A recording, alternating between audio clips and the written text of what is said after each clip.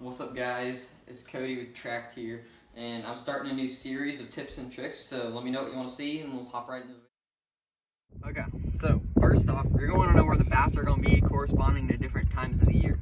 So in spring, the bass are going to be up shallow, feeding and spawning. Late February, early March is when pre-spawn is going to be happening. Summer, they're going to be up shallow mornings and evenings. During the day when it's really hot, depending on where you are, they're going to be a little deeper and a little bit colder water. So they're probably going to be off spots that are steeper sloped. That way they can go up or down, depending on where they want to go, really quickly without having to travel all the way across the lake or something like that. So in the fall, they're going to be migrating from shallow to deep, and they're going to be feeding very heavily.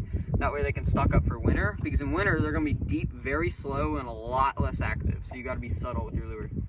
Okay, so now you're going to want to know the conditions the bass are going to be in. If it's high pressure and cold, the bass are going to be shutting down, so you got to be more subtle with the presentation of your lure. When the temperature is rising and it's low pressure, the bass are going to be feeding very heavily. You're going to want to make sure you're out there fishing on that day. When it's hot and any pressure, it doesn't matter. If it's hot outside, the bass are going to be feeding shortly, and then they're going to chill out for a bit. So I know it's really hard to choose a lure, especially when you got a tackle box filled with like hundreds of lures.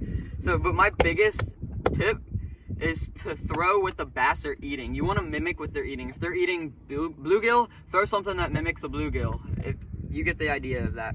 If it's windy, throw lures that vibrate or move more water. That way the bass are able to detect your lure easier. If the water is really dirty, make sure you throw colors such as black, blue, chartreuse, clown, that kind of stuff. If it is clear, throw colors that are natural, like green pumpkin, watermelon, clear, that kind of stuff.